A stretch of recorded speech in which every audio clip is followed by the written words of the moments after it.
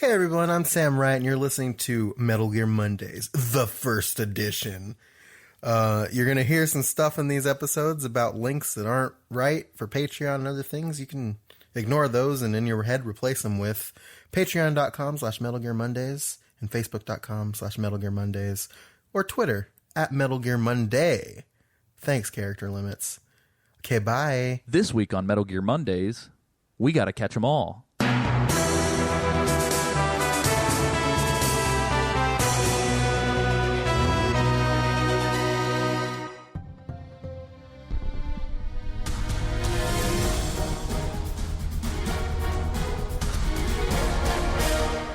Ladies and gentlemen, welcome to Metal Gear Mondays, the podcast show where we tackle the Metal Gear Solid franchise from start to finish, top to bottom, left to right, in roughly chronological order, book club style fashion. As always, I am your host, Alessio Summerfield, and this week, Sam and Isaac decided to elope, and I am alone with a very special guest, Nick Freda. Hi. Nick, can you introduce yourself? Yes, I'm Nick Freda. Long-time fan of the Metal Gear Mondays podcast, and I am honored to be here today.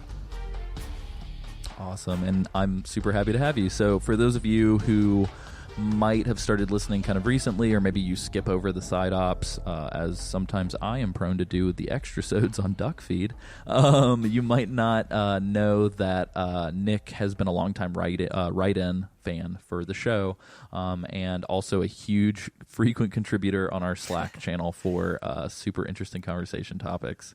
So we're super happy to have Nick. I'm happy that Nick was able to join us on such short notice. This week, Nick and myself have spent a considerable amount of time playing Metal Gear Solid Portable Ops for the PlayStation Portable. The game was released in 2006, kind of roughly, between different regions. It takes place in the year 1970. It was not written nor directed by Hideo Kojima, though he does have a producing credit in the game, and it was developed by Kojima Productions and published by Konami. This game is very interesting because at some points in the Metal Gear series history, it has been considered canon. And then at other points, it seems like Konami doesn't really care to include it in their canon timelines. So a little bit of an interesting game. Definitely makes a ton of references to Metal Gear Solid 3 and is referenced very briefly in Peace Walker, which takes place right after this chronologically, and is also referenced in Metal Gear Solid 4, kind of showcased little snippets of information from Portable Ops appear in 4, and likewise Portable Ops Plus, which we will talk about later, does feature some characters from Metal Gear Solid 4, as well as the rest of the series. Nick has an extremely interesting note here that says that the music is a groovy MGS3-esque series remix. So it's good music. Were there any standout tracks, Nick? Well, there's definitely we'll get to it later. There's a sort of 5-minute time is of the essence. You got to make it through this one base, and so that's it. I don't know what the name of that track is, and I'm sorry, Alessio. I've already no, you're fine. I'll find it. I'll find it, and I will fucking cue it here. Okay, and so yeah, it's very groovy, a groovy-esque soundtrack. If you have heard any of the jungle soundtracks in Metal Gear Solid 3, it's very similar to those. It's the same composer that did Metal Gear Solid 1, 2, and 3. Just the general tracks, not Harry Gregson Williams, but I'm trying to remember his name. It's Naribo Harino. I probably butchered that. Oh, yeah. No, for sure. But yeah, he's kind of like the house composer for Metal Gear, it seems like. Yeah, and composed the original Metal Gear Solid theme. So he's definitely done his time and helped contribute to this chapter as well. Nice. Critically, Metal Gear Solid Portable Ops did fairly well. It has an 86.95% on game rankings, and had 9 out of 10s and 4 out of 5s pretty much across the board. It has an 87 on Metacritic, and it seems like most of the positives were kind of aimed at the fact that upon release, this was kind of part of the list of like the reasons to own a PSP. The few kind of negative remarks that the game got from critics were that it was a good game, but it wasn't a great Metal Gear game, which honestly kind of is a perfect springboard for us to talk about the game in general. So the game is the first portable game to effectively be a like standard Metal Gear Solid, like MGS1, MGS2, MGS3 style game. It's third person, takes place behind the character. The camera is way more closely akin to the MGS3 subsistence camera, so it's a little bit more kind of like Uncharted, like behind the character as opposed to above. Control scheme, I'm going to go ahead and say so. We can talk briefly about this, kind of how we got a chance to play the game, because mine's kind of an interesting story. But the control scheme on the PSP essentially is that the D-pad control, like up, down, left, right on the D-pad control sort of item hot swapping. And then the face buttons are kind of standard Metal Gear face buttons, as well as the shoulders. But you control the character with a little analog nub. So there isn't really like a separate camera separate controls for the camera. It's kind of rudimentary, like you have to kind of recenter the camera. From my recollections. Nick, do you have anything to add to that? Well, my experience might have been a little bit different since I played it on the Vita. They released it in June for that, and you can sort of map the controls a little bit differently, and I had the right nub being my camera control, so I could also use that to kind of adjust, but I did find myself frequently just tapping the L button to sort of center my view behind Snake. Nice. Typical sort of like hold the right trigger to go into first person mode, kind of plays very akin to MGS3, kind of downscaled for the PSP. So pertaining to what Nick said, I wanted to talk a little bit about how we came to the game. So effectively, around the time the game came out, I had a PSP and I got the game and I played it a ton. But then shortly thereafter, I don't know whatever happened to my copy or honestly what even happened to my PSP because I haven't had one for a while. But I recently procured one for the show to play the Acid games earlier because I love them and there's no way to get them digitally, legally on anything other than a PSP. And so I procured the PSP for Acid 1 and 2. However, I've had portable ops on my Vita for a little over a year now. Kind of a weird situation. So for a while, the only way to play portable ops on the Vita was to live in the European Union for some reason. So I went on the PlayStation Store on a web browser about a year ago. I was out of town, and for some reason I got an itch. I was like, I want to see if they have a digital copy of Portable Ops. And so I saw on the website that they did, and it said PSP game. And in my mind, I was like, oh, this will definitely work on my Vita. So when I get home and get my Vita, I'll just download it there, but I'm going to go ahead and buy it now. So I bought it on either the website or like the mobile app for PSN. And I was like, cool, everything's gravy.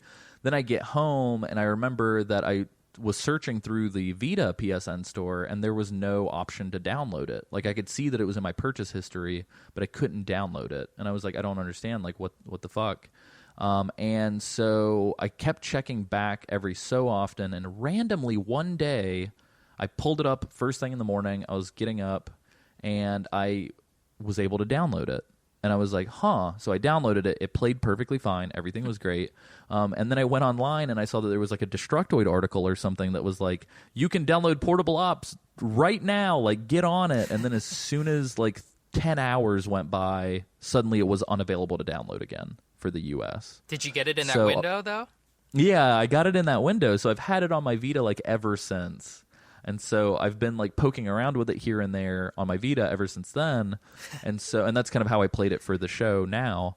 But it was just so weird to me. And I believe it was due to something to do with the music copyright licensing for the US or something weird that they wouldn't allow for it to be downloaded again. I don't know. It was such a strange, it reminded me a lot of like the Mega Man Legends situation where Capcom was like, we can't re-release it because of some of the sound or something stupid. Yeah, so it's a really bitter pill to take to have like purchased all of these games and not actually be able to play them in what seems like just a setup that makes sense. So no, absolutely. So, but that was kind of how I got to play the game. Initially, I played it on the PSP, but like I said, it feels like a dream, and then I played it again on the Vita. Nick, how did you get to play the game? I mean, did you get it at launch? Were you anticipating it before it came out? Like, what was your story? I definitely got it at launch, and I was hardcore anticipating it. I had bought the PSP for Metal Gear Acid, and I really enjoyed those games, but I was hoping to get that handheld experience that was more of a parallel to the mainstream games of 1, 2, and 3, like you said. So I picked it up, I played it, beat the heck out of it, spent too much time building my armies and doing all of those, that second system, that background system setup that they've got going on in it. So I ended up, just putting quite a bit of hours into it, but eventually just put it down and honestly haven't returned to it in the better part of a decade for the show, and was pretty excited to come back to it. So nice. Well, and so Nick, you kind of alluded to it. So before we get into kind of where the game fits in story-wise, I wanted to talk a little bit about kind of generalities about the game. And we already kind of have as far as like the way it controls and the way that you kind of view the game. But essentially the game is broken up kind of like Acid into these mission hubs, right? So there's like these locations that you pick from like an overworld map, as opposed to MGS3 or Metal Gear Solid 1 and 2, where you're just kind of going from place to place to place within the game. So there's kind of this overworld thing, and what's happening is that this is kind of like, so if you've played Peace Walker or Metal Gear Solid 5, this is kind of where the base building stuff started, in a lot of ways. So super fertile ground for some interesting ideas. In essence, you are Big Boss, though he, I believe, is still refusing to go by that code name. So he's still going by Snake. But you are essentially... and this is why we have a little bit of like a Pokemon comparison. You're essentially catching them all and going around and collecting every single guard or unique enemy that you come across or whatever, and you're enlisting them in your forces, and you can split them up between different sort of sectors within your base to have them focus on specific things, be it sort of research roles or reconnaissance or whatever. And effectively, each person that you kind of kidnap, they go through like a little bit of an interrogation phase before they're like ready to go. And once you assign them and stuff like that, they have stats that go towards kind of increasing their best chances to give you better results in different departments. So it's really fun. It works really well in a mobile environment, which is why I think Peace Walker works so well for short play bursts. But so this game kind of has story missions, but you can also kind of grind areas to collect soldiers and items and stuff like that. Unfortunately, if you're familiar with Peace Walker or Metal Gear Solid 5, you really are familiar with the Fulton recovery system, which allows you to kind of scoop people up straight from the battlefield. This game is fucking tedious because awful. You can't do that. So essentially, you have to either hold people up at gunpoint and get them to kind of surrender themselves, and then you drag them the whole way they're squirming and you're trying to get them to stay sort of cooperative, or you just put people to sleep. But either way, every single time you do that, you have to drag them back to a truck on the map or whatever. I think some maps have like a unique drop-off point. But you have to drop them off at this truck and effectively walk them back. And we all know how slow Snake walks when he's carrying a body. So you just pretty much drag them back to this truck every single time you want to collect them. And so, yeah. And there's one workaround for that where you can so you play with multiple teammates in this, and I don't know that we've covered that topic yet, but you can have up to 4 guys with you out on the field, and they'll hide in cardboard boxes somewhere until it's their turn to take control.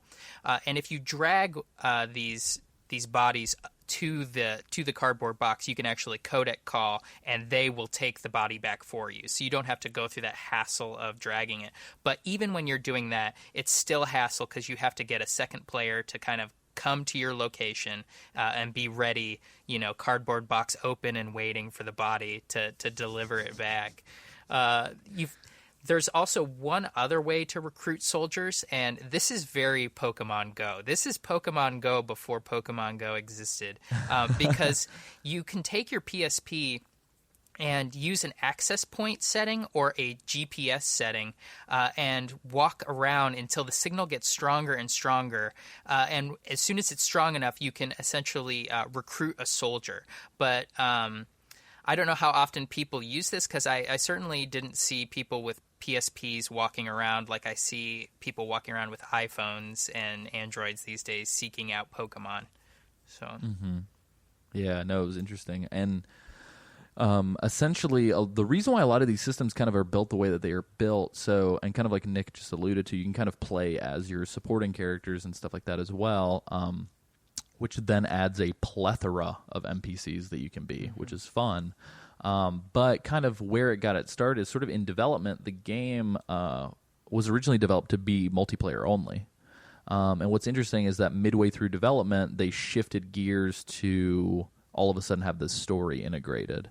So initially, and there is like a full-blown, robust, like, unfortunately, we're not going to be able to talk like at length about it because I'm pretty sure there's no way to play anymore. But there's like a robust multiplayer mode for this game. And likewise, Metal Gear Solid Portable Ops Plus, which we're going to talk about towards the end of the episode, is strictly, I mean, other than some challenge stuff, is strictly multiplayer, and it adds a ton of content to that multiplayer. So effectively, it's the multiplayer from the previous episode of this show, from the Metal Gear Solid 3 Subsistence release, but kind of packaged on a handheld device, which in theory is a really cool idea. But the thing is that I'm trying to remember if it was server-based or not. I believe that it wasn't. So I think you kind of had to kind of be in a heavily populated area in order to kind of take advantage of the best aspects of that. So I don't know. It's an interesting experiment in Metal Gear, and that's the one thing I do kind of dig about Metal Gear Solid, is that outside of the kind of mainline episodes of the franchise, this is a series that likes to be really risky and do silly things just to see if it'll work. So this is kind of like an experiment game, and I like it a lot. On paper, I think as far as like actual gameplay, Peace Walker is like 100,000 times better than this game. But all of its DNA is right here. You can see it. For sure. So that's impressive. And I wonder I'd love to hear how involved Kojima was, or whether Kojima just recognized all of the good ideas that were in this game and were like, I'm going to make that mine. Yeah, we're going to take all of this. So. But yeah, so I will say, kind of touching back on the whole kind of canon aspect of it, Kojima himself has, and I put joke in massive air quotes, has joked that only games that he's written or directed are technically canon for Solid Snake and Big Boss's story. So I think that may or may not be the reason why this game kind of falls under fire from time to time as to whether or not it is canon. And likewise, too, I think, so Metal Gear Solid 4 has like a database that you can install to your PS3 that has like essentially like an encyclopedia of Metal Gear. And I believe that there's nothing in that pertaining to Portable Ops. So I think that has been kind of the staple that most fans point to. They say like, oh, this is supposed to be the definitive encyclopedia for Metal Gear. Why? And this came out after Portable Ops, so why is Portable Ops not present? So yeah, it's just, there's some weird stuff, but let's talk about the story.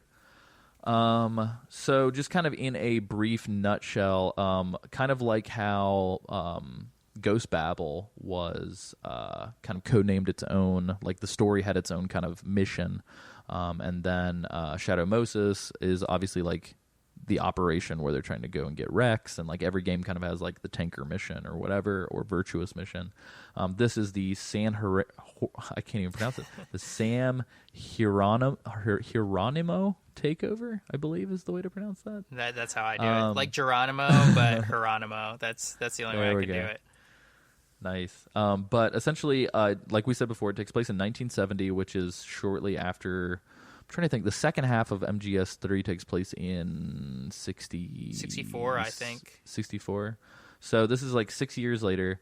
So Snake is subverting yet another Metal Gear plot. He is bearing witness. Essentially, we get to see the Fox unit cease to exist in this game. And we see the early beginnings of a post-philosophers organization that 100% is addressed by name in this game as the Patriots. And the stage is set for Big Boss's outer heaven to kind of finally be kind of in his head. We see kind of the groundwork for what Outer Heaven might become from another character, and then Big Boss kind of inherits, kind of like he did with the Cobra unit. I've noticed in all of Big Boss's stories, he kind of inherits the modus operandi from his enemies, kind of as he continues. And likewise, too, along the way, we're going to meet some familiar faces. Honestly, there's a lot of familiar faces from future entries in the series that we see here kind of for the first time. And we're also going to see how some characters are going to develop into who they'll eventually be in later entries in the series. So, but that all being said, it opens with an extremely familiar face who we might not know from the beginning who this guy is, but essentially the first kind of dude that we see that isn't Snake in the very beginning of the game is a young Roy Campbell. What did you think about that, Nick? I thought it was pretty funny. He's got like this long blonde hair. He looks like an 80s action hero. He's got this open camo vest, and he's just ripped. Yeah. And he's just like this other POW in the cell next to Snake. And I don't know if you caught on to this, but it felt like his voice, like the voice actor's portrayal of old Campbell was changing like throughout the game. Like, I don't know if he just wasn't the best voice actor or they didn't have like the budget for it, but it was pretty funny.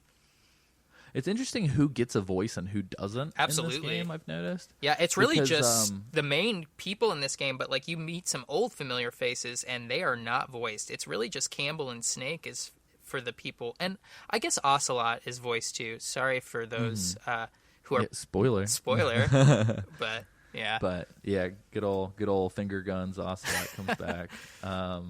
But yeah, so I mean, we kind of start in this jail cell kind of after establishing the fact that Snake is being sent to, I believe it's is it Latin America or is it South America? It's Colombia. Oh, okay, so cool. Yeah, South America.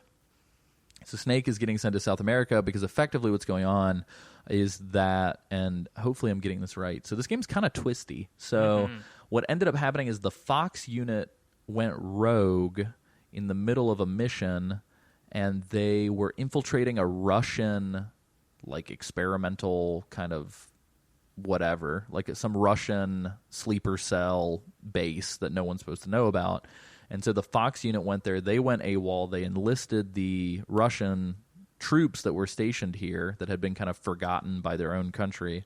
And they essentially are taking over and carving out their own little section of Colombia to utilize American technology to essentially start holding people for hostage and declaring ransom. So I actually read a funny comment while I was prepping for this episode, and I believe it was like on IMDb trivia or something, but somebody was like, it said something like script swap, and it said if you replace the names of the antagonist, protagonist, and supporting cast, this is literally just Metal Gear Solid 1 script. Really? Yeah, and I don't know how much I believe that, but I think to some extent it is very similar. Yeah. But in this kind of, I mean, technically every game is similar to MGS1 in this series. But Snake gets captured pretty immediately. He shows up to fix shit, and this is kind of him being. I believe this is the first mission he's been sent out on since Snake Eater. And he is going out there and he gets captured. And so which next is to his cell, or go ahead. Sorry, which is a real subversion of kind of the trope that we see in every game where Snake is captured. But in this game, from the get-go, you're breaking out of a cell, which is kind of an interesting subversion. Yeah, it's cool. So Snake essentially is busted, and I believe it's across the hall from his cell so that they can see each other face to face is good old Roy. And so, Nick, you have some funny notes here. So O is select and X is cancel. That pissed me off on the Acid episodes as well. Yeah. And it's even worse on the Vita because you have to hit circle to select everything in the game. But when you have to enter in your character's name or, put in any text into sort of the keyboard function, it changes to X. So I kept it'd take me to the keyboard, I'd hit circle to select a letter, and it'd back me out. And then I'd finish everything that I was typing, hit X, get through it, and then it would tell me to confirm what I had put in, and I'd hit X again because I was still in the habit and have to redo it again. And it's just, That sounds miserable. It's bad. I did not remember that. So, yeah, good on you for putting that. Well, and it's also funny. So Nick, you have quit. here that I almost quit. I was like, I'm not going to do this anymore. They won't even let me put in my name. I imagined you were like, I'm gonna quit. No, I should do this. And then as you hit the button, it quits for you, and you're like, fuck. Well, here's the thing too: is the first time I entered my name, I put in Snake, and it won't even let you do that. So even from the get go, when I finally got it to work, it told me, "Oh, you can't do that name," and I had to do it again. So that's rough. So kind of like we talked about with the digital graphic novels, and kind of like we've been alluding to with Peace Walker. So Ashley Wood did animated cutscenes for this whole game, and I believe this is let me think, because I think the digital graphic novels came after Portable Ops. Yes, I believe so. Chronology. So I think this is the first time Ashley Wood has contributed to a game for Metal Gear, but they're great. I love them. Did you enjoy them? Oh yeah, I mean, you might as well be reading, like you said, it's like reading a graphic novel. They really play with the animation panels and do a lot of creative They have a lot of creative ways of showcasing the narrative. So nice. And likewise too, this is exciting, and I wish Sam was here for this. So we're introduced to is this guy number 4? Lieutenant Cunningham. I think it's 5. Black person number 5. Yeah, sure. Yeah. So the only black representation in Metal Gear, 5th person here. So we can still fit them all in one room. And yeah, he's Fox. Is he Foxhound or Fox's interrogation officer? I don't know if they're the one and the same.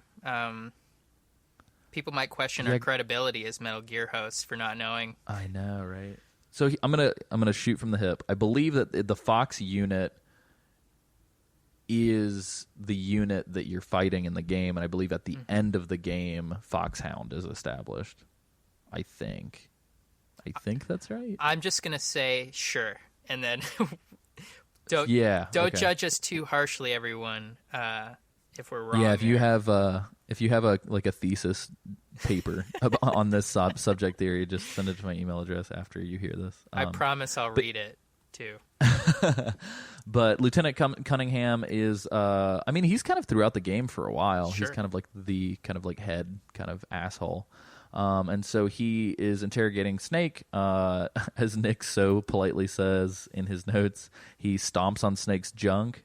And he kind of establishes that what's going on here is that they are seeking the remaining half of the Philosopher's Legacy, which, due to, I believe, Ocelot's phone call, we are led to believe that, I believe Ocelot knows where the second half of the legacy is. I think don't so. know. Yeah, the original half that Ava got, but they're still looking for the other half, and Cunningham seems to think that Snake knows where it's at or has it himself.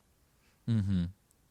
And so, yeah, essentially that's kind of what goes on.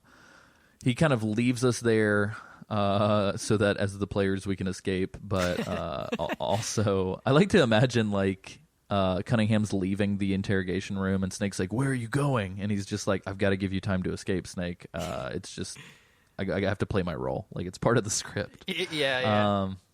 And Cunningham, almost like a. Oh, go ahead. I was gonna say, and Cunningham's he's a pretty great character too. He's like this huge beefcake, and he's got this American flag like tied around his head like a bandana. He's a pretty entertaining character. So he's great. He reminds me of like generic Space Marine. You know what I mean? Yeah. Like hoorah! Or like the 5th Gears of War guy or he's something Dom's like dad. that. Yeah. But yeah, so then we're introduced, like we said, to Roy Campbell, which is pretty nice. Essentially, he gives us our tutorial. He tells us that we're in Colombia on a Russian base. And essentially Snake is tasked, we finally get out, and Snake is tasked with kind of going to a comm center. And I believe, does Roy stay locked up until we go to the comm center and come back? I don't remember, but I think they just get him out. I think they, yeah. So I think they escape together. But Snake is going to a comm center to try and establish contact with his unit again, let them know he's still alive. And Roy and Snake are kind of in this together. And so Roy is our first recruit. And Roy is going to effectively be our Mac Miller character, if you've played Peace Walker or 5. Or our Roy Campbell, if you played Metal Gear Solid 1. Roy Campbell will be our Roy Campbell in this game. But so essentially, the comm center is kind of our first proper mission. We get to this sort of exterior, and I found it extremely easy, Nick. I don't know if how stupid easy it dawned on you, but for me, I like literally walked where I needed to walk from the start zone. It's really easy, yeah. That's good. I feel like if Isaac were here, it would have been followed up with, I died. well, after I died a whole lot. Yeah. But yeah, so we get to the comm center, and this kind of begins the tragedy that is voice actors we wanted to hear, but we're not allowed to hear. So we don't hear Paramedic's voice, but we get to read Paramedic's voice. And she's essentially telling Snake that there's a weapon that's been stolen by Fox/Foxhound during this rebellion, and Zero and Snake were kind of blamed. And I believe that Zero is being Zero is essentially being put on trial for treason, and being interrogated in the United States as being like a what's the word? Traitor? Yes, a traitor. A Benedict Arnold, if you will. The less delicious and egg-based version of Benedict's, Eggs Benedict. And treachery. But, yes, and treachery. Less hollandaise sauce. But, so, and then we talked to Sigint. He's calling from ARPA, and he's essentially trying to figure out who's responsible. And they're all kind of... Oh, go ahead. Sorry. And even though they're not voiced, you can't tell me that you're not hearing their voices in your head when you're reading it. Oh, no, absolutely. So. I would have preferred some more talk of like shit nightmares. But, yeah. But yeah, so, and then this is kind of where they say, hey guys, Snake, you're kind of out there on your own. You don't have anything. Maybe you and Roy should start recruiting people. And so this is kind of where we're tasked with kind of our first sort of recruit and all these other things. And I believe so the first recruit in the game is a fellow named Jonathan. And I thought it was interesting that he kind of became a character within the story where a lot of the other recruits aren't. And Jonathan kind of recurs. So he comes back. And spoiler alert, Jonathan will take a bullet for Big Boss. He loves him so much. You're gonna cry.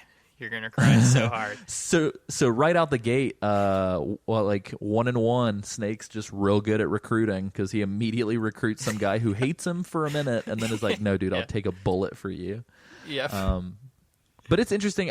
So it's always interesting to me that like in the early Metal Gear games, it was way easier to believe like the legendary soldier Big Boss, and people would be like, oh man, like just hearing about that guy totally turns people on his side. And he's the most charismatic badass dude on the planet, and if you like smell him sweat, then like you'll build a pyramid for him. Like and so it's weird to like hear that in the early games and then see it start to happen, because I almost feel like it's kind of ridiculous, like when it does happen. It's because it's a total 180 shift. You've just knocked this guy out, dragged him to throw him in the back of a truck. Like, you know, even if you're like the greatest guy in the world, if you just knocked me out, I'm not going to be that quick to be like, oh yeah, cool. Let's go hang out. Yeah, you shot me in the head with a tranquilizer dart. We're best friends now. Yeah, it's weird. I mean, it even happens to, I think, to some extent, like in 5 and in Peace Walker. There's just sort of this weird, like, you can even hear the soldiers bantering, like, I heard Big Boss was here. And it's like, I don't understand. Like, what did this guy do to be so, like, revered that, like, it'd be like, hey, Nick, I heard Michael Jordan might be somewhere in the city of St. Louis. I got to stop recording immediately, and I need to go find him. It's just so weird. So maybe if I was like, a rookie basketball player and Michael Jordan knocked me out and dragged me to his truck and I was like, oh my God, you're like the best of the best. You're who I want to be. I'd be like, yeah, we should totally hang out. I can totally forget that you shot me with a tranquilizer, Michael Jordan. So. Yeah, I don't even need to know why. But yeah, so essentially we kind of get into the game proper. Kind of first few missions, it starts out a little slow, just a lot of like, we need to figure out where things are. And the game will do this a lot. I feel like it kind of pads out a lot where it's let's waste an entire mission like doing some intel stuff or like going and checking on a location and then having to leave and come right back once we procure an item. But again, it's a portable game. It's made to be played in small sessions. So I think that... And they need to give you those opportunities to recruit people. So I understand that they can't just like beeline you to the end of the game. But like we talked about, there's a world map with a list of locations and some really interesting illustrations of those locations. There's also a day-night cycle, which I thought was pretty rad. And effectively, you can some of the missions will even be things like being tasked with finding documents and stuff like that. So kind of that's what our kind of missions moving forward is like seeking intel, start procuring soldiers, yada yada yada. Essentially, once we recruit Jonathan, he sort of explains that the guy who's running this whole operation is a fella named Gene, and we'll find out more about Gene. I think it's like the most ham-fisted character name in a Metal Gear. Yeah, like, totally. That'd be like if the boss was just called like Patriotic Submission, or like something, like, you know what I mean? Yeah, my name's Outer Heaven, and yeah, that'd be like John Halo showed up. You know what I mean? Like, but so essentially, Jonathan's explaining that these Russians felt abandoned by their country, and so they're following Gene and Fox to sort of start their own country, and they want to launch a nuke at Russia if they don't give in to their demands, or so Jonathan thinks. Mm-hmm. As we kind of discovered, Gene actually has his own plans, and he's actually wanting to essentially wipe out the Pentagon and the CIA headquarters, of which there is no cool, neat name. Mm-hmm.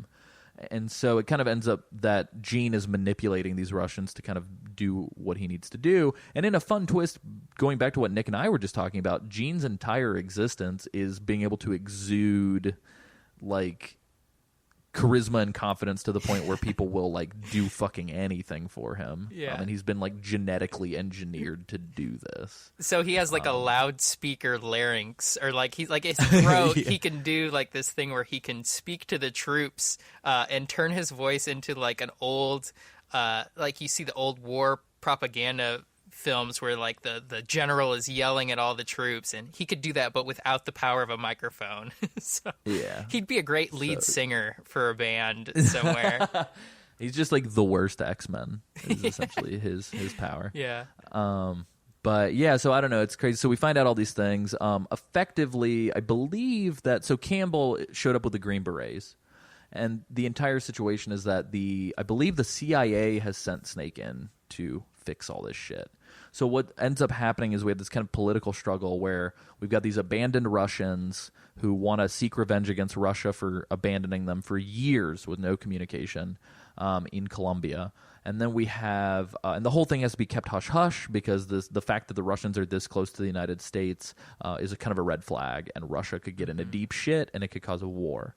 On the flip side, when Fox kind of went AWOL and showed up here, suddenly the CIA is trying to clean it up because suddenly we have Americans in some Russian black site trying to use experimental technology to shoot nukes at whoever. So essentially it's a huge mess, kind of going back to Metal Gear Solid 3, where both Russians and Americans are kind of in this shitty, like, oh no, nightmare. Mm-hmm.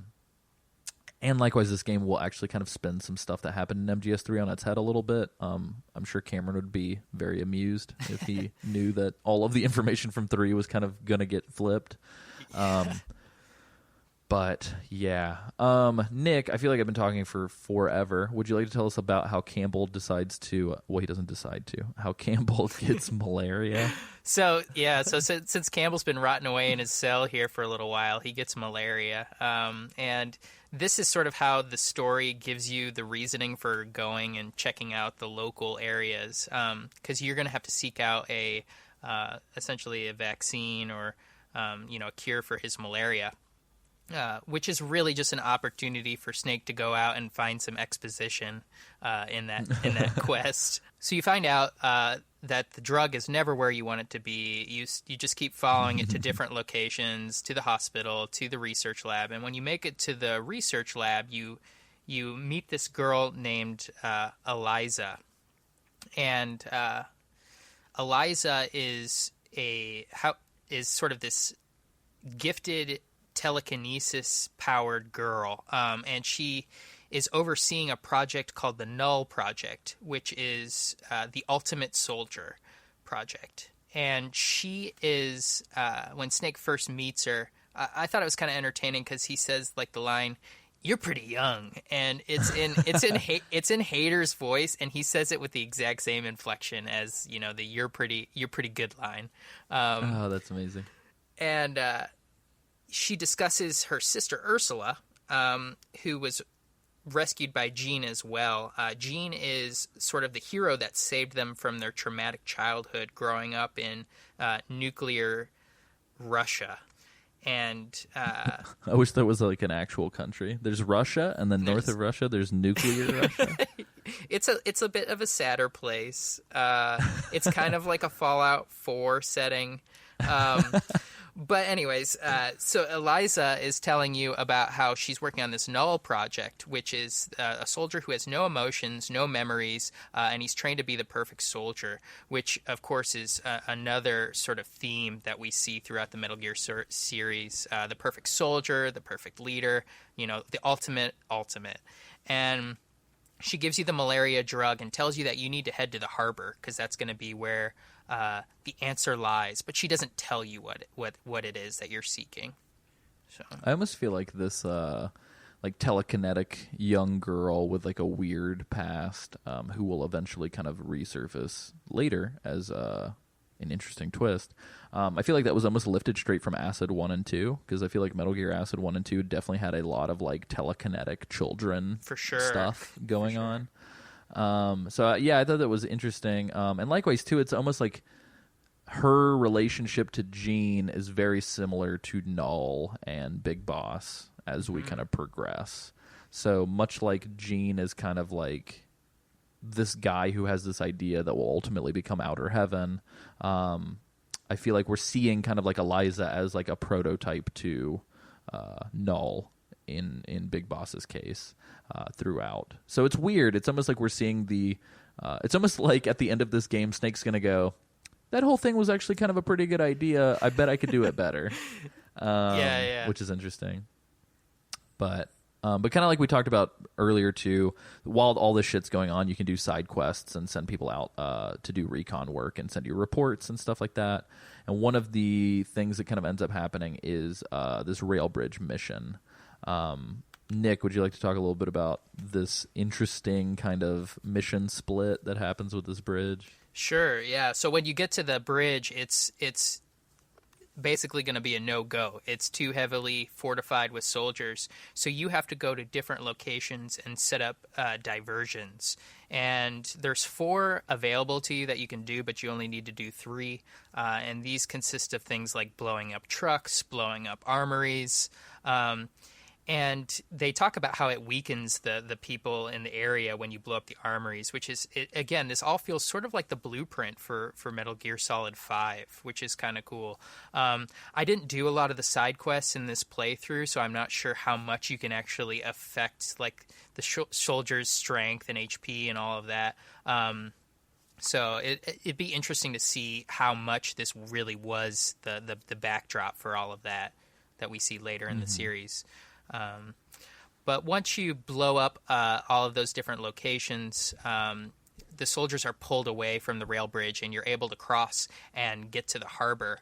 where you're going to meet up with a washed-up Russian colonel, and I think you say his name's Skolowski, maybe? That's how I read it as well. Yeah, so the Polish colonel is arguing with this bald man who has these metal sticks kind of coming out of his head. It's almost like a play on like Frankenstein. It looks like he's he's been created in some way. So, and Snake recognizes him as Python, who is, I believe, part of the Fox unit. I think they were originally, I believe that he knew, if I remember correctly, I think he knew Python from before the MGS3 stuff, is what it seems like. Yeah, he's kind of doesn't he talk about how it was kind of his job to do like the wet works and cleanup and that sort of thing for the missions? Yeah, for sure. Like he'd kind of come up behind Snake and kind of fix things. It's very much a theme that, again, we're going to see later in Metal Gear Solid 5 too. It's like there's all these themes that just keep popping up throughout the series and are just retooled and repurposed for each story. And kind of to that same effect, Python has freezing power, which is, some guys have firepower and some guys have freezing power in the Metal Gear universe. And you can think of him as Frozone from The Incredibles, if it makes it easier for folks at home. Yeah. And he's having this argument with Skorowski, and he locks him in a cell. He freezes the cell shut, and then, dips out of the area. But Snake comes in, and Skorowski, he's pretty drunk, pretty wasted, sounds pretty crazy, is talking about how he wants a plane and wants to, return to his former glory. And Snake just sort of shoots open the lock and walks away. But it looks like one of those explosion, like those in an action movie where the hero just explodes something and walks away without like looking back. But the explosion in the background is Skolowski, who's just yelling and ranting in this cell. Yeah, probably farting. Probably. So, so in the same area, Snake finds a made in the USA crate. And he's starting to put together a little bit more of the pieces about what it is that he's going after. What is this weapon? And he gets a call from Ghost, who is an old friend, but we won't find that out until later. And so begins this old friend's fascination with codec aliases, apparently. Yeah. I wasn't sure if, like, the codec frequency is the same as, like, the Deep Throat frequency. Oh, that's interesting. But I didn't get to check on that. But you don't see who he is. But he tells you about a nuclear ballistic tank that can fire something called a MIRV, which is a multi-warhead missile, and can really tear up a continent. So, yeah. Who do we know that's metal and can walk and can rip up shit with nukes? It's just a box? No, that's all right. Colonel Volgin? Metal Gear. No, I'm kidding. But yeah, so kind of like all things Metal Gear, we end up going to a nuclear storage facility, and we have to shut the nuke supply down. And so essentially what ends up happening is this is all just pretense for us to get into our first boss fight. So we end up, and I'm trying to remember, there aren't a whole lot of boss fights in this game. There's like 4 or 5 maybe. Some of them are pretty small though. For sure. But yeah, I don't know. It's interesting. So Nick, would you like to set the scene for the fight a little bit? Sure. Yeah. So you try to blow up this service elevator, which is used for transporting the nukes to Metal Gear. But whenever you're dipping out, you find out that the detonator didn't go off, and it's because Python, with his freezing powers, has frozen the detonator, which is kind of almost feels like a Metal Gear Solid 2 throwback, the whole freezing the bombs. And Python, you hear a little bit more about Python's history with Snake, and he tells his tormented soldier story, which is totally the cliche of the series. How he has nightmares of the men that he's killed, but has to do what he does, and has always been in the shadow. And so he decides that he wants to fight you over. Maybe that'll help some of his angst. And as one is to do. yeah. And the battlefield's kind of cool. It's pretty large. You can run around quite a bit. There's a lot of different corridors in this nuclear storage facility, and he's basically fighting you in a very low visibility setting because there's this freezy mist that's kind of coating the whole area. Did you have any trouble with this guy? I didn't, and that's kind of like the running theme, I feel like, for most of these boss fights, except for the, spoiler alert, Metal Gear fight. I don't know, I just kind of found them to be kind of these like arena style. They reminded me a lot of like the Volgin fight in the elevator shaft or whatever, towards the end of MGS3, where it just kind of felt like it was like memorize a pattern and then just kind of like run and gun. Was kind of the vibe that I had from pretty much every fight. Very much, and it didn't really feel like the programming for like the AI was that intense. He's pretty much just blindly going after you. It could have well have been just an aggressive soldier in the game as he just sort of chases you down. For sure, it felt almost like a one-on-one duel. Going back to like the multiplayer mode that this game was kind of built around, it almost just kind of feels like a multiplayer map 1v1. Totally. And he's got a few tricks up his sleeve, his frozen sleeves, where he can freeze your weapon, and then you can try to find a radiator and heat your weapon back and use it again. But I never had to do that. I just ran around for about 5 to 10 seconds, and it felt like it unfroze on its own. Yeah, I didn't know about the radiator either. Yeah, and I did die because I had.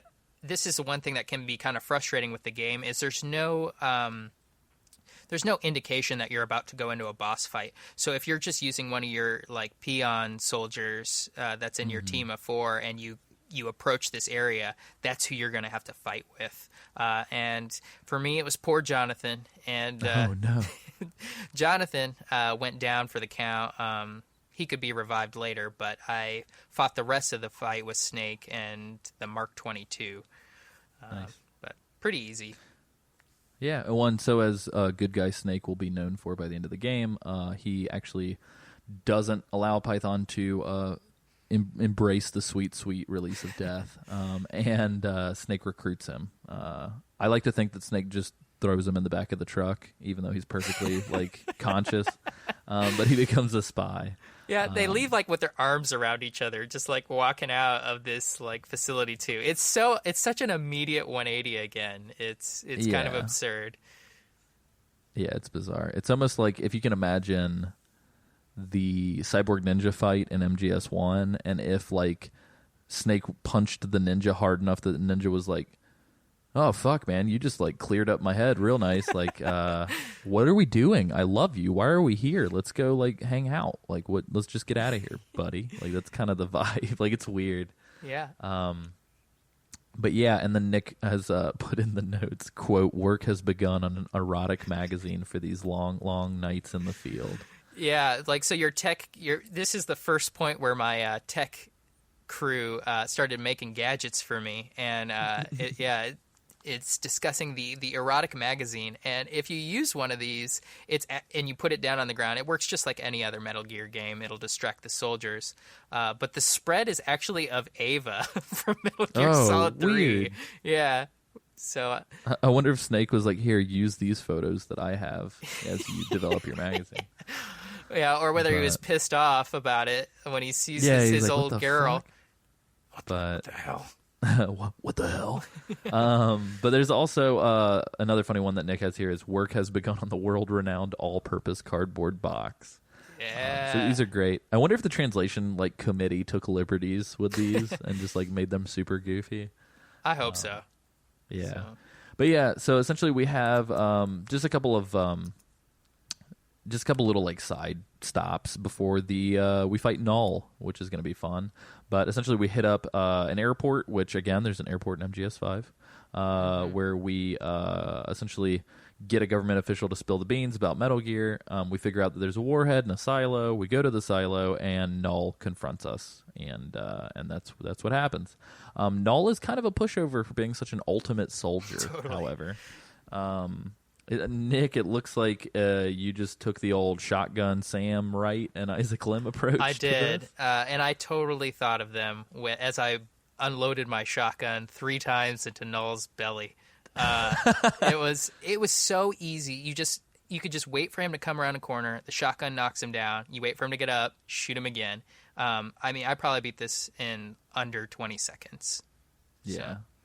Yeah, I believe for me it was just machine gun central, so that was fun. But that and just pistol stuff. So I'm trying to remember. So I usually just like punching the shit out of stuff. I can't remember if I punched Null at all, or if you even can, because I feel like they kind of have to make him a little quick for who he is.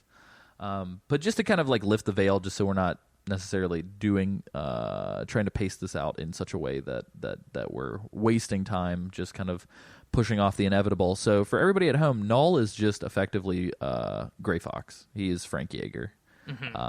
And it's interesting. So we find out that his real name is not Frank Yeager, and that he has no name, that he was just called the Frank Yeager, which like the Ernest Hunter, the Frank Hunter.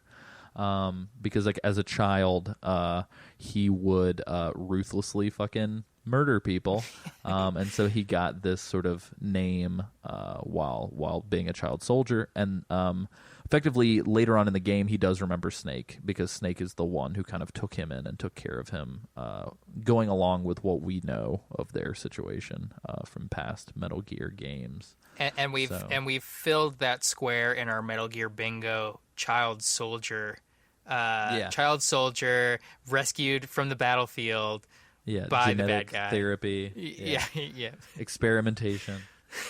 But yeah, so and for those of you, so if anybody at home played Metal Gear Solid 5 or Peace Walker, and the whole time you were like, "Fuck, I need some Gray Fox." Like if there's Baby Liquid and Baby all of these people, like where's my baby Gray Fox? I want to see a Muppet Babies cartoon with all of these characters. Snake babies.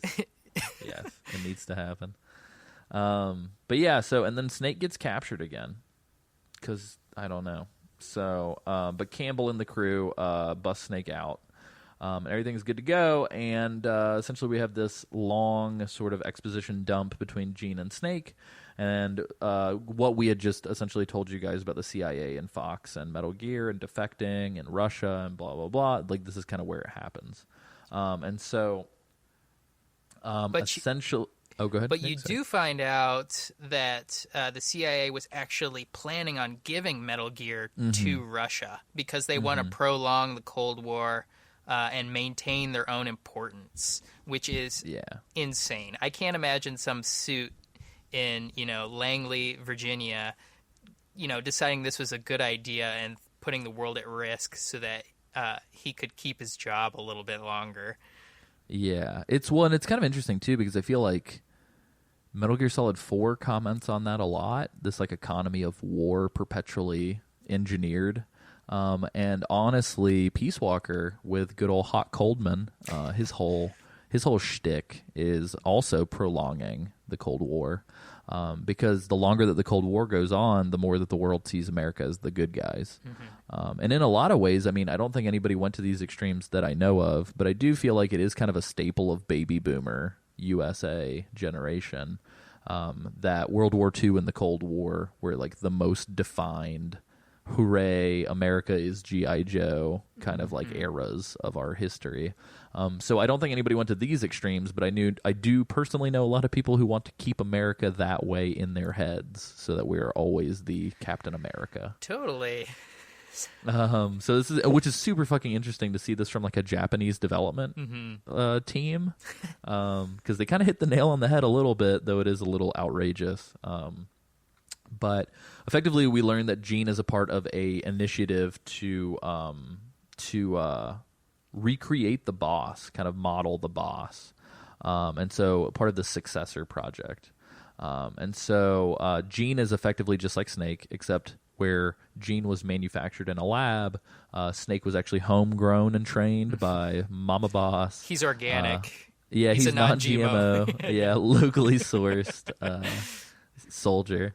And ultimately, through the game, we're going to learn that non-GMO, locally sourced soldiers are better than the GMO versions. So, due to soldier genes, which bingo card from MGS1 for sure, the soldier genes. Totally. So, but yeah, so we end up having to spend a whole bunch of time kind of circling around trying to figure out the location of a guest house, which reminded me a whole lot of Metal Gear Solid 5, where you have to find the location of Code Talker a little bit. And so we discovered this guest house. Null, I'm trying to remember. So who the fuck is at the guest house that we're trying to find? It's actually Snake. Is it Snake? Yeah. Still Snake? Yeah, he got captured just earlier after the Null fight by Cunningham and crew.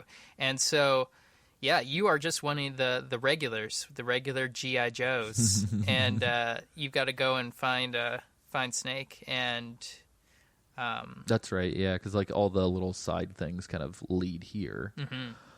So, but yeah, so effectively there's a cutscene where we get to see Null wrecking shop, as he is known to do, now that we know that he's Gray Fox. We don't yet in the game, but now that you, the listener, know that he is Gray Fox, he's essentially doing his hallway murder in real time for us. And it's interesting because he has a machete in this game as opposed to a katana, but he can still block bullets with that machete. yeah. Just a regular old machete. But yeah, so Null essentially is pissed that he was not able to kill Big Boss, and also one thing we forgot to mention is that Null has never not killed his target. So he's kind of having a little bit of like conniption fit about like a tantrum about like, but I gotta kill Big Boss. That's my mission. Yeah, and Gene's just like, shut the fuck up. But it is interesting because Null is supposed to have his emotions and memories wiped every single time he comes out of the chamber that they store him in. And so even Gene kind of points out that's interesting that Big Boss has made such an impression on you that you can't forget about him, even though your whole like MO is to forget about everything after each fight. And Nick notes here that apparently Gene has some cool blaster sound effects when he shoots Null. When he shoots Null, because Null is flipping out and goes after him, and if you get a chance to watch this on YouTube or something, it is the exact same Star Wars blaster sound effect. Like, it might as well have been Han Solo blowing Null away. So, yeah, I feel like there needs to be a video of that now. We'll have to find it. So...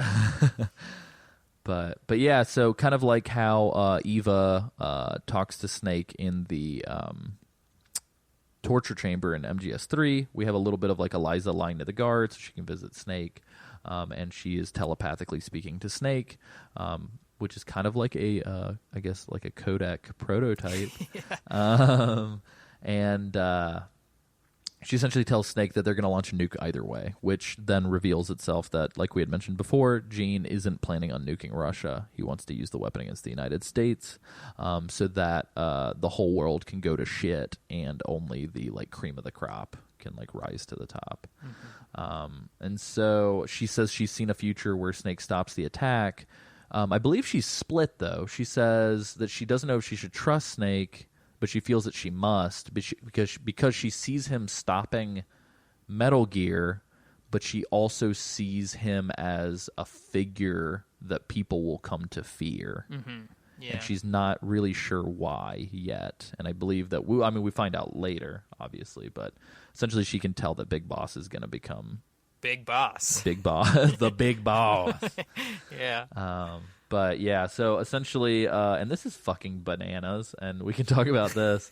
So the soldiers do save Snake, but then Cunningham shows up, and he's riding on one of those stupid little rocket platforms. I was surprised that it could carry him. Yeah. It's so great. This just beefcake like floating in, and it's just kind of like a grim moment though, because he starts demanding, of course, the philosopher's legacy. Like this guy has a one-track mind. That is all he wants, and he flies in and just starts capping Snake's soldiers, like shooting them one at a time, threatening, hey, I'm going to kill everybody unless you tell me where this is. But thankfully, Eliza comes in to save the day. Day is 6. Is this the moment where is it Cunningham that shoots Big Boss and then Jonathan jumps in front of it here? No. Okay. No, we get to hold on to Jonathan's sweet love a little bit longer, but not much longer. So. Oh no.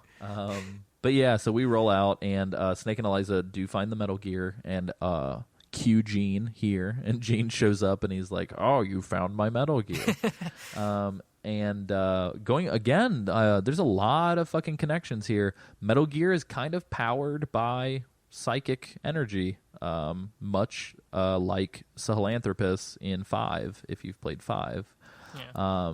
So we see that it's like, and that's kind of Kojima's, I feel like, way of... well, I guess Kojima wasn't involved in this, but it's Kojima Productions' way of like hand-waving super advanced technology existing way before it should, because it's like, oh, it's powered by psychic children, and it's like, oh, okay. So we discover that, and essentially the Metal Gear shoots everybody except for Snake, Eliza, and Gene, and we discovered that there's a drunk Russian man piloting the Metal Gear as well. So, and it's our good old pal that we released earlier. So, Nick, would you like to talk about good old Polish Russian man? Yeah, old Skowronski. Like he wakes up, or like you see like Metal Gear kind of moving on its own, but then and everybody gets blown away, and it's the guy who wanted to pilot the aircraft. It's Skowronski. So I guess it paid off that you freed him from his cell earlier. But then another twist happens. Gene triggers Eliza to turn into Ursula. And Eliza had been talking quite a bit about her sister Ursula up to this point, and that Ursula was the stronger of the telekinetic twins, but she was she had no emotions herself and sort of a loose cannon a bit. And it's revealed that they are the same person, that Eliza suffers from dissociative identity disorder or split personality to some. So that happens at some points later too. Man, look at that. I didn't even think about that. Bingo. So yeah, it's all over the place with some of these like tropes. We should actually have like an official Metal Gear Mondays, like Metal Gear bingo card. It'd be pretty great. It'd be amazing. We'll have it. I'll do something in Photoshop, and we'll just have it somewhere so you guys can print it out and play check along. It off. Yeah. So Ursula starts controlling Metal Gear. Skowronski's pretty much toast at this point. Poor old dude. He's kind of the Granin of this game. The old drunk Russian man. He's gone. Who gets beaten up. So maybe old drunk Russian is one of like the less important squares in the bingo card. Well, technically, an old drunk Russian created Metal Gear X. So exactly. So you've got Ursula controlling Metal Gear, and it's called Raxa, Raxa. And it's not a Kingdom Hearts character. No. And it's this pedaled winged Metal Gear. It sort of floats above the ground and slams down, up and down, and tries to smash your character. You have to blow up its legs first, and then it will expose its inner body, which is susceptible to RPG. Did you have any trouble with this guy? No, not really. I mean, to me, again, it was just kind of like circle strafe RPG, like kind of nonstop. I can't remember. I didn't have any issues with ammo management, but are there little like ammo dumps in this area, like if you miss a lot, or are you just kind of screwed? I remember seeing ammo dumps in the Null battle, but I didn't run into any here, and I had plenty to work with. I did have a character die, but I had a second character with an RPG, so it wasn't a problem. Yeah, well, that's kind of the weird thing too, because like even later on they're like, oh, RPGs don't work, and then the whole family shows up, and it's like, well, you got all of our help, Snake. And then RPGs do work. So I feel like kind of the pro tip in this game is just if there's a Metal Gear, just use your RPG like crazy. For sure. And that's pretty much the only tactic. And chafe grenades. That's another trick of the trade in the series. But when you blow it up, Ghost calls out, and they do a lot of these like throwback lines. He says like, it's not over yet, Snake. It's not over yet, which is, Liquid Snake to a T. Because he tells him that Roxa is not the real Metal Gear. It was just a test, just a prototype. And this is where Ghost reveals himself as family favorite Sokolov, who was apparently still alive and was rescued by Gene years ago. We again have Gene just going around and saving all of Snake's old friends. Which begs the question too, though, like, so it feels like once a character is established as doing a task, that character can only do that task. So like Sokolov is introduced to us as a like deserter, and now he's also deserting the man who like saved him years ago. So if Gene is such a great dude, why is Sokolov helping us like defeat him? I guess I don't know. It's weird. And did Sokolov not like learn anything from before? Like with he's doing the Metal Gear exact same Solid 3. shit. And the other thing is too is he says finally he changes his mind about Gene when Gene is threatening to like launch a nuke at Russia, and he's like, well, okay, that's enough. Like, yeah, it doesn't. Well, which is weird too because Sokolov's whole family's in America, so it's like, if he nukes either of them, that sucks. Like, what are you talking about? It's a nuclear apocalypse. You don't want this. The words Holocaust are a part of this scenario. You should probably not be into it. But also, the voice actor for Sokolov is different. Yeah. Unlike some of the other characters we've heard, he has kind of a British sound to him at times. Like, again, I don't think the voice acting for the non-main characters is very strong in this game. No, I agree. And then this is where poor Jonathan dies, which is sad. Yeah, because Gene uses that power voice and starts... He uses his rock ballad. Yeah, he starts singing a song of fear and suspicion deep into the hearts of all the soldiers until they just sort of become paranoid, freak out, and are shooting each other. And they show like that very cliche shot of like Snake holding the soldier's body and like looking up at the sky, like Jesus. Screaming no. And then you get back to your your kind of world map menu, and it just says Jonathan has died. So ceremoniously. Yeah, just a line of text. It felt more like Oregon Trail than Metal Gear in that moment. So. But and then so it's kind of a race to Metal Gear now, and so we end up having to go to the substation. You have to essentially find the switch and then destroy it, but your trigger only has like power for 5 minutes or whatever.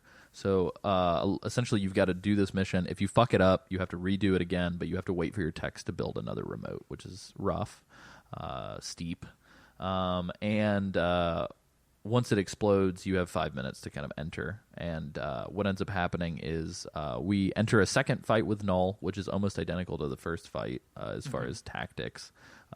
You can just shotgun blast him to the face again, or you can just kind of run and gun Fury style, if anybody's played Fury recently. But essentially, this is where we learn about Frank Yeager and the whole like tormented Null situation. What's interesting is that he says that he was codenamed Null after mimicking the codename of essentially the one that created him. And what's interesting about that is that Zero and Null mean the same thing. What could it mean? Well, we'll never know, will we? So no. But yeah, so and in essence too, I don't believe it's been spelled out yet in any game that Zero is kind of the antagonizing force moving forward. Yeah, it gets real hazy. You can kind of check out cassette tapes and 5 and Peace Walker, but you know that Zero's involved in some form or fashion, and we'll probably touch on that, or you could later on. Well, and I know Peace Walker almost establishes that by the end of the game, 100% that like Zero is a big badass asshole guy. And then before that, even in 4, we're going to discover all kinds of things about good old Major Zero. But this is kind of where we start to hear like, wait a minute, what? Like, I don't understand. So you can kind of put 2 and 2 together, but For sure. Nick, it seems like you've got a favorite line of dialogue from our good boy Frank. It's kind of funny. Yeah, it's the same thing again. You've blasted this guy just enough times in the head with a shotgun for him to regain his senses, and he's buddy with you again. And you walk out, and he thanks Big Boss for filling the void in him. So thank you for using your snake to fill the hole in myself. Yeah. But yucky. I'm not sure where they go after that. I would imagine it'd be to consummate the new marriage. Of the two. So, but a lot of Frank babies and snakes. Yeah. And then you're off to the silo complex now that Null has been taken care of. And this area it's sort of a puzzle map a little bit, because there's all these locked doors that you have to use frequencies to unlock, not unlike the prison cell in Metal Gear Solid 3. But the frequencies are hidden in some of the rooms, like they'll be written on the wall, which is just a really good security setup. Yeah, absolutely. In case I forget, I'm going to spray paint this on the wall. It reminds me, it's like a combination of like 9 persons, 9 hours, 9 doors, or like those room escape puzzles, but combined with like the Team Rocket layers in the original like Pokemon Red and Blue, where it's just like, I don't know, silly, like stupid. It's super silly, and you have to do this like 3 or 4 times. So yeah, you're on this large freight elevator ride that looks like Metal Gear Solid 1. And one of our old friends shows up. And who is it? It's a good old ground beef man. It's our good friend Cunningham, who just, I don't know, he looks like somebody took Super Meat Boy and like shoved him into a military outfit. He also like reminds me of President Kamchako in Idiocracy, or whatever that guy's name is. Yeah. Like, isn't it Comancho? Comancho, yeah, because he's decked out in like the American flag like attire, and he's got the almost Mr. T-esque voice. But he's back. Which in and of itself is like mildly offensive. Totally.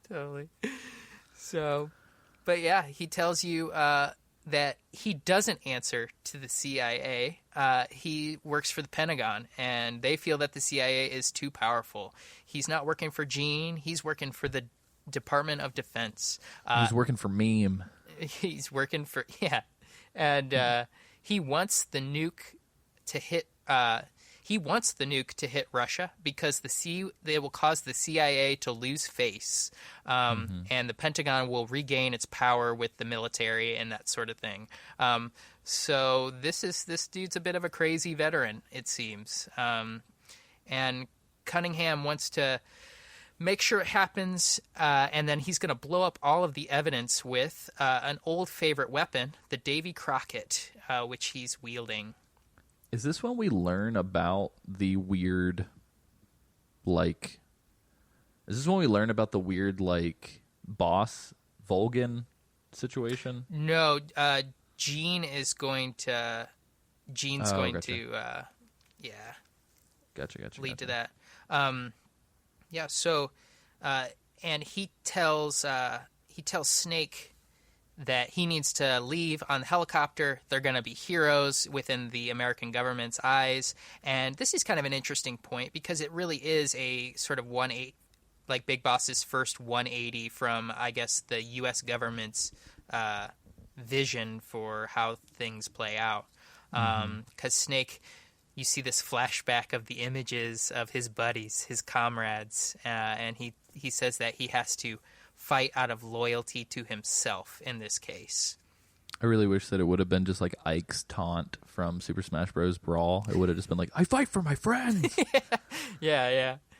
But yeah, so then we have this boss fight with good old Cunningham. Cunningham. And it's just, he's still on his little floating, like, it reminds me of like MODOK or like the obese gentleman from Dune. Or like Dr. Robotnik or something. We're just like in this weird like fat man in a little putting around space chair, effectively. Yeah. And yeah, essentially just RPGs and machine guns, baby. But did you have difficulty with this fight? No. He's pretty easy. You just keep moving around quite a bit, and you take him down pretty quickly. But then right before he explodes, he's kind of doing his like death throw. No Metal Gear character villain dies without an opportunity to at least kind of speak a little bit of their mind. Oh yeah, I feel like if The Departed had Metal Gear's writing sensibilities, that movie would have been 8 hours long. No doubt. And they would have re-released the movie later on as Departed Subsistence. Oh no! And it would have been Departed Persistence. Is what it would have been. Yeah. So you've got you've got Cunningham giving kind of his death throw, talking about what it was supposed to be, but then he says he's going to take you down with him. But before he can blow up before he can press the switch on his Davy Crockett, the whole floating platform explodes. Never to be seen again in the series, I think. Was it in Peace Walker? I'm trying to think. I don't think so. There were a lot of floating things, but I don't think there were any floating little chairs with the little bulletproof shield or whatever. I'd love to have one of those. It's like they look wonderful. Like a Segway of the future. Yeah, it's like a flame-powered Segway. But yeah, and then we're also in this very MGS1 reminiscent launch control room, and this is where Gene kind of spills the beans about, I wish I could rhyme with Gene Beans and something else, but Gene spills the beans about the whole, like, he wants to actually nuke America. And the reason for it is a little bit more grandiose than what we had said originally, but in essence, it still boils down to what we were talking about. He wants to free the world of the philosopher's control, which is weird because I feel like we have all these men that are vying for a world that is not controlled by a bunch of like old dead board members. Is kind of what's happening. And they're swapping it out for in control by one old board member. Yeah, exactly. Gene. And a bunch of computer people. But yeah. Yeah, so I don't it's interesting. It's almost like this I feel like if Franz Kafka and Kojima knew each other, there might be more in common, because it seems like they both have the fear of this like bureaucracy that no one can find. It's like the board members, they're trying to ruin everything, and it's like, Kojima, we haven't seen anybody. What the fuck are you talking about? But this is also where Gene decides to tell Snake that the whole Virtuous mission and Vulcan's actions were all staged by America. So the boss actually was killed by her country and killed by the philosophers and all this other stuff. Which this is where I could maybe see Kojima being like, this is non-canon. I don't really feel comfortable like changing the legacy that is Metal Gear Solid 3. For sure. It's almost like those kind of group projects that you do where you're like, let's write a story and I'll tackle a paragraph and you tackle a paragraph, or like I'll do a sentence and you do a sentence. It's like it's almost like I wrote an issue of a comic book and then Nick wrote the next issue and it completely rewrote all the shit in my issue, and then I'm like, my issue comes up and I'm like, I'm going to rewrite all of Nick's bullshit as well. So, which isn't not how Marvel actually has been from time to time. So, good assessment. Yep. Sad assessment. Yeah, definitely in like the late 90s. Maybe not so much these days, but there was a lot of writers rewriting other writers' content. But anyway, effectively, Gene pushes the button, but Ursula stops the panel. Gene decides to like stab her very quickly because he's super fast. That's one thing we forgot to mention, is that Gene, not only is he charismatic, but he's super fast. He kind of has like MacGuffin superpowers, where it's like whatever Gene has to have the ability to do to push the story forward. Yeah. But as Ursula's dying, she pretty much tells Snake, like, you are going to destroy Metal Gear, but you're also going to create one in its place. And then she tells him, and we get into this really, really, really interesting shit that I wish... I love it.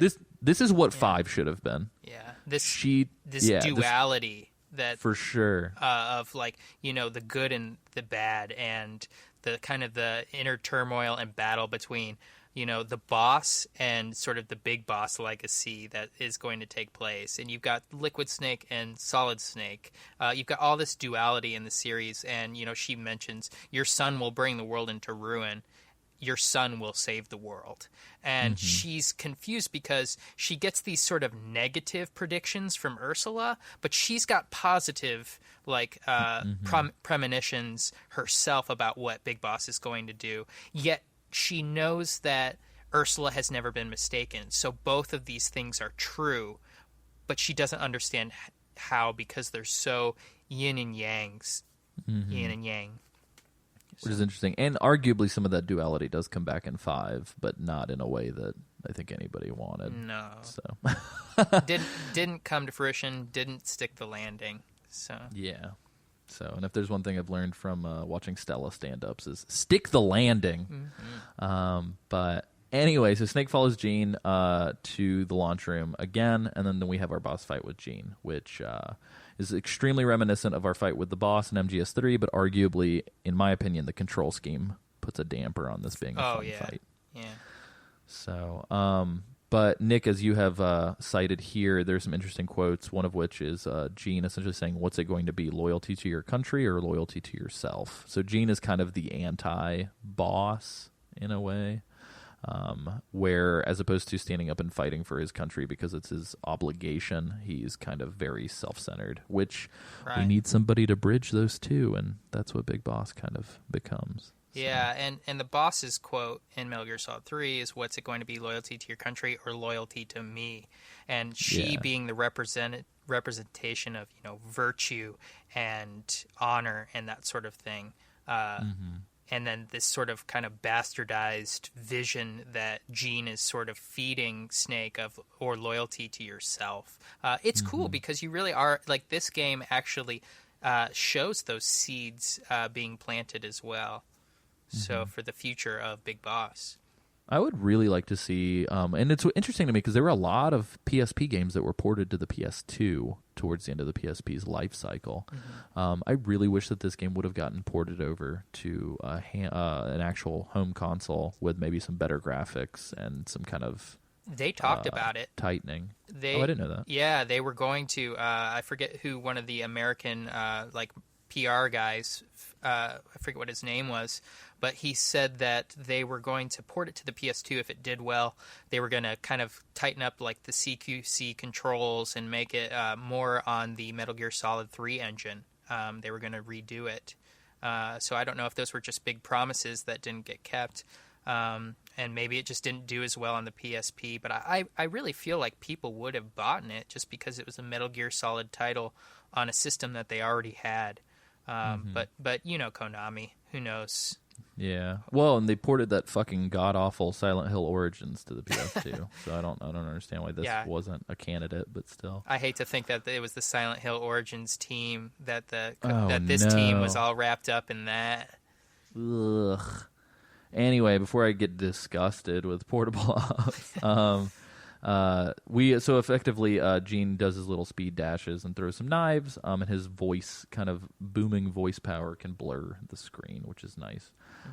Cool little effect. But so Gene has pushed this trigger already, but he gives Snake a data disk with info on equipment, personnel, and funds that he had amassed, and he gives them quote, because they are the same. Yeah, and he calls Snake brother. So if you're brother. if you got a bingo card spot that just says brother in quotation marks, you can go ahead and check that one off now. Yeah. So effectively, like we said at the top of the episode, Snake's outer heaven. Snake's kind of lazy because I just feel like he has no opinions of his own. He's the Mega Man of political ideology. He's just kind of walking around beating the shit out of people and then absorbing their politics. Yeah. So in a way, to keep with current politics, it's almost as if Hillary just took down Bernie, and Bernie said, here are all of my ideas. And she was like, thank you, and then walked away. So, but anyway, I digress. So, but will she twist Bernie's vision and not live the boss's true vision? So if Bernie's the boss and Hillary is Big Boss, I'm curious as to who the zero in this situation is going to be. Somebody who's that's somebody deep behind everything. That's Debbie. That's Debbie Wasserman Schultz. I was going to say, I like to imagine that it's like somebody completely ridiculous. It's just Ross Perot. He's been like sitting in the wings. But anyway, different party. So I don't. You heard it here, Ross Perot. Yeah. 20, bending the world to his will. He's been pulling the strings all along. But anyway, so we get into this fight with the actual Metal Gear, and Sokolov tells Snake that the rockets, the rocket can't be stopped, but the Metal Gear portion can be. So Snake tries to use his RPG, and it doesn't, like we alluded to earlier, doesn't do anything. But the whole team shows up, and they all start unloading, and there's a goofy thumbs up, and everybody's like, maybe friendship can stop it. The power of love. And their love and friendship. And I wish it would have been like an Earthbound sequence where Snake was out there like praying, and like it just like showed all these people at home that were like, I feel like Snake's in trouble, guys. I'm gonna send my positive vibes, and Snake just shoots like a spirit bomb RPG at the Metal Gear. But alas, the nuke is stopped. Because if it wasn't stopped, there wouldn't be any other games in the series, right? That's right. But we get to see old Finger Guns Ocelot in like a cutscene. The illustrations are interesting of a slightly aged Ocelot. I feel like, because he looks like MGS3 Ocelot but older. And it's also interesting because outside of these cutscenes, there is not really any documentation of what he looks like pre like 5. I'm pretty sure. Yeah, you're right. I think in Peace Walker he does have a little character portrait. I can't remember if it was in one of the cassette tapes or something, but he looks identical to 3. Yeah. So, and in this game, you can enter passwords in to recruit characters, like secret characters, and have them on your crew. And there's one to recruit Ocelot, and I did that. And his in his animation, he looks just like Metal Gear Solid 3 Ocelot. So it might have just been the animator kind of taking liberties, like Ashley Wood sort of doing her own thing with him. So, oh, and I will correct you real quick, Nick. Ashley Wood is a man, because I was burned on that as well. Oh, guys, I'm sorry. Yeah. I'm sorry. No, it's the one Ashley Wood diehard fan out there. Gender's neutral, isn't that how it goes? Yeah, gender is fluid. Or fluid, yeah. Neutral is something different, yeah. Yes. But anyway, so there's this cutscene of Ocelot stopping the CIA director and associates on their way to a bunker below the CIA headquarters because everybody's freaking their shit that they're about to get leveled. And they're going down there with their half of the Philosopher's Legacy in hand, and Ocelot just fucking shoots them and takes it, and essentially says that he wants to end the Philosophers and continue her dream, which is alluding to the boss. So we begin to see. It's interesting to see. It's interesting that it took so many fucking games for all of the pieces to kind of come together, but it very much so becomes it becomes two camps that both want to embody the boss's vision for peace. One camp thinks that that's through manipulation of information and control, and the other camp thinks that it's like complete and absolute freedom and like a soldier state. And it's kind of weird too. I'll drop this little bomb on you. It's almost like they're all right, because if you think that it's loyalty to yourself or it's loyalty to your own principles and values, by pursuing that, no matter what those principles or values are, you're essentially doing, I think, maybe what the boss wanted. So. Yeah, and they're both kind of nightmare hellscapes when they're taken to their extremes. Totally, yeah. Which is what like Solid Snake kind of embodies in the series, which is like moderate and like reason and like a little bit of everything, because I feel like if the Patriots represent kind of like, guys, you kind of went too far with the like information control and like manipulation to keep people in check behind the scenes. Big Boss is also technically a fucking ruthless terrorist by the time he ends his reign. So yes, if there's one takeaway, it's that both sides are kind of insane. But yeah, so at the end, Snake is totally cool, and he just does his thing. It's kind of the way that it ends with Peace Walker as well, which is kind of like, gonna go find my reason to keep fighting, and walks into the sunset, because I feel like nobody knows how to tie up a Big Boss story until the end. But yeah, and then we get our credits, and we get our obligatory post-credit sequence, which is Ocelot on the phone with an informant. And Ocelot says he doesn't want to be, and Ocelot's telling the informant that he doesn't want to be used anymore. And essentially, Ocelot agrees that he is down to help with this genome project on the conditions that Big Boss can join, so that they can become the Patriots altogether. And MGS4 will spill the beans on who the fuck all these Patriots are, because you know all of them, and you know all of them by name by now. Spoiler alert. But yeah, so I just kind of wanted to cap us off here at the end with just some miscellaneous information and things that kind of tie things into other games. We already talked about Portable Ops being developed as sort of Metal Gear Online spinoff. This is the first Metal Gear title in the entire canon where we don't see Snake actively smoke on screen. But Snake does mention ordering cigars at one point. You also can't smoke, like there's no smoking item either. And I believe that this game is rated teen, and I wonder if that is part of it. Naked Snake does not set off... If you don't set off any alerts, you get the codename Tsuchinoko, which, if you guys remember, is the weird chody, like, magical snake from MGS3. And if you can beat Portable Ops Plus on any difficulty without setting off the alert mode, you get a feather and a picture and the Tsuchinoko codename at the end. Portable Ops, not Plus, sorry. And then, fun fact for UK listeners, and please let us know if you know otherwise, copies of this game got all the way to the UK retailers when it came out. However, they were missing the age rating stamp on the box art from the BBFC, and so the game had to be sent back and reprinted. And so the game was delayed by like a few weeks in the UK because of would have scarred the children. This story of children soldiers and all of that. Yeah. Exactly, because you see the man with the M16 on the cover, and you're like, "This is a kid's game. Let's get this." But yeah, so let's really quickly. I'm just gonna super fast speed through this. Metal Gear Solid Portable Ops Plus, developed by Kojima Productions, published by Konami, PlayStation Portable, PlayStation Vita, came out September 20th, 2007 in Japan, November 13th, 2007 in the United States, May 20th, 2008 in the EU because the world hates Europe, and 2009 digitally worldwide. MPO Plus is a standalone expansion. It primarily focuses on multiplayer. We talked about that for the most part.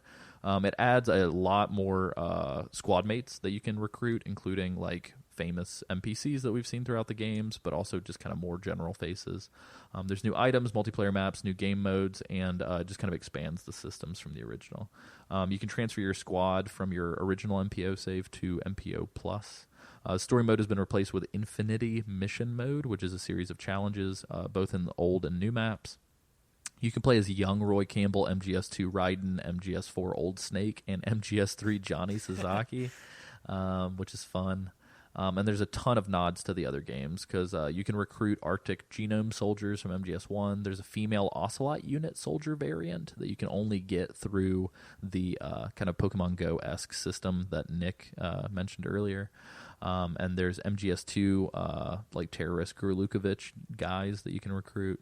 And you can actually fight in the Metal Gear Rex arena from MGS and a whole bunch of other fan service. I believe that you can also get like Meryl Silverberg and stuff like that. I like to imagine that if you play as Johnny, you're just stuck in a bathroom. Like you're just that's all you do. That's your mission.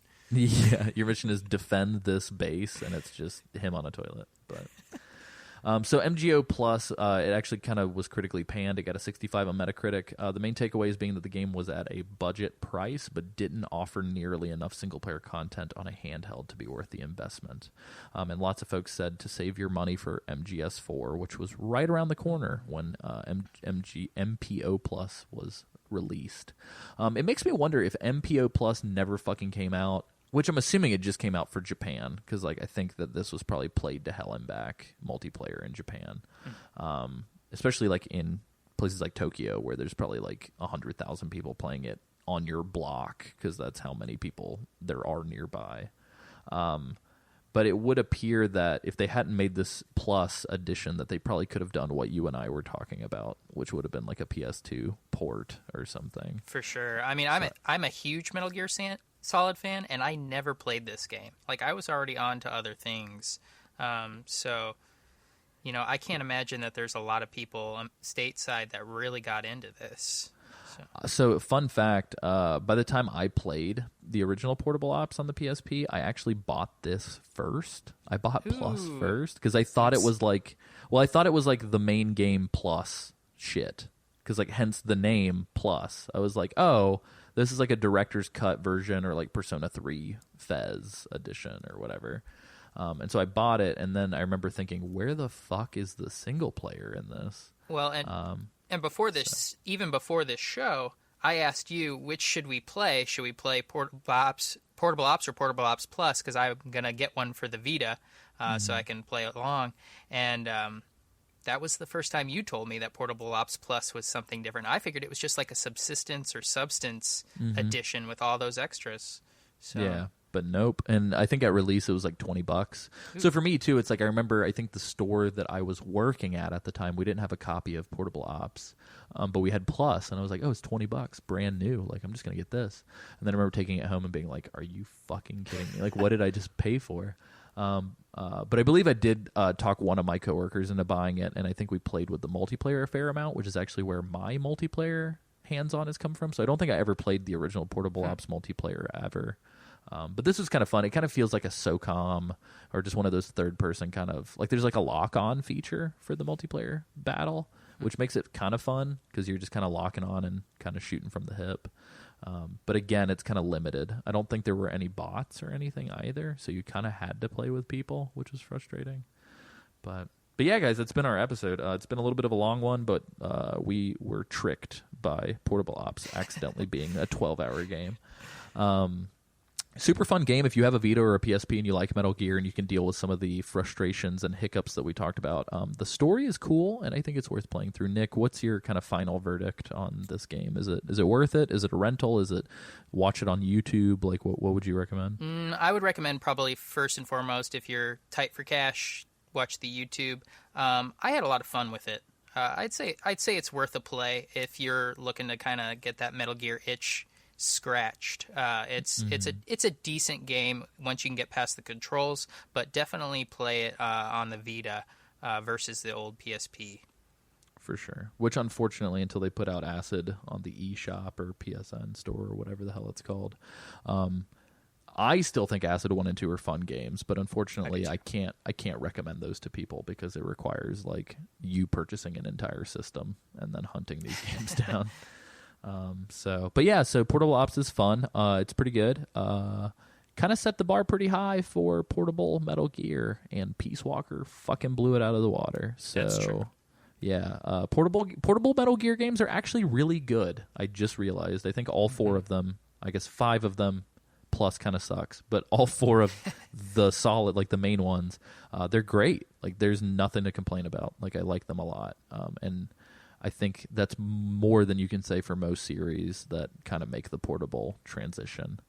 So, but yeah, so that's been our show. Just to kind of give some plugs for the network real quick before we sign off. If you like what you're listening to, you can go to geekti.me for more information and more content. You can also check us out on YouTube. It's just Geek Time Network, and Facebook and Twitter. Also Geek Time Network, or soundcloud.com/Geek Time Network to leave comments, like this stuff, embed links wherever the hell you want. Write a shitty blog about us and embed the episode there and talk about how horrible we are. I don't care.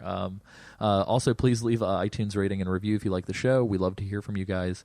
You can also send an email to Alessio, that's ALESS, as in Sam, I-O, at geekti.me. And love to collect your stories. You can hit us up on Facebook, send us Facebook messages. And likewise, too, you can go to patreon.com/geektimenetwork. And for as little as $5 a month, you get episodes a day early, some bonus content. We're going to have some exclusive blog posts soon. And likewise, you get added to the Slack, where you can speak to other cool members of our little family like Nick and all of the hosts from this show, except for Isaac, who doesn't like to socialize on the internet, apparently. But yeah, so that's kind of been our show. You can check me out on Twitter at AC Summerfield. Are there places that people can go to check you out online, Nick? Yeah, they can email me at nafreda, Freda, @gmail.com if you want to discuss anything Metal Gear or video game related that we talked about. I will also be co-hosting a show alongside the legendary Cameron Hill called Grindcore, which is an RPG podcast. Again, it's going to be in that book club format. We'll be covering some of your favorites as well as others that you might not be as familiar with. But our first episode will be covering Chrono Trigger. I would encourage you to play that game and join us soon. for your listening pleasure. Yeah, I'm super excited to hear what you guys have got cooking up. So it's going to be good. Sweet. Well, awesome. So yeah, if you have any thoughts on Portable Ops or Portable Ops Plus, please drop us a line. We are, I think, so last episode when I said we might have to take a break for a week, and then I decided to edit in that I was going to be doing this Portable Ops episode with Nick, I believe that we might actually have to cash that favor now and take a break next week because Sam is going to be traveling, and I want to make sure that Isaac has enough time, which I fear he has not been given enough time, to finish Metal Gear 1. So it will be myself, Cameron, Sam, and Isaac 2 weeks from the release of this episode discussing Metal Gear 1, and then we will be discussing Metal Gear 2, Snake's Revenge, and then doing just an entire wrap-up episode on these old games before we dive into Metal Gear Solid 4 proper, which I'm excited about.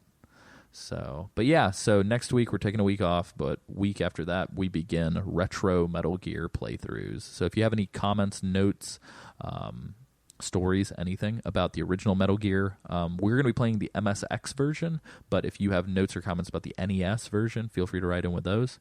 And we'll be playing Metal Gear 2, which is a mobile Japanese port of the MSX game. But both of these are pack-ins with the Metal Gear Solid 3 HD Collection remaster, so you can play along with us. I'm going to strictly recommend that if you're playing Metal Gear Solid 1, play with a goddamn guide in your lap, or do what I did the first time I played, which is have a YouTube speed run pulled up on a computer as you play, because there were literally moments of that game where you are tasked with finding a hidden wall, and the only way to find it is to literally go through the entire game and punch every fucking wall until this mystery wall opens. You are not lame for using a walkthrough in that game. That's what I'm alluding to is I would recommend the guide, or else you're going to not finish the game out of frustration.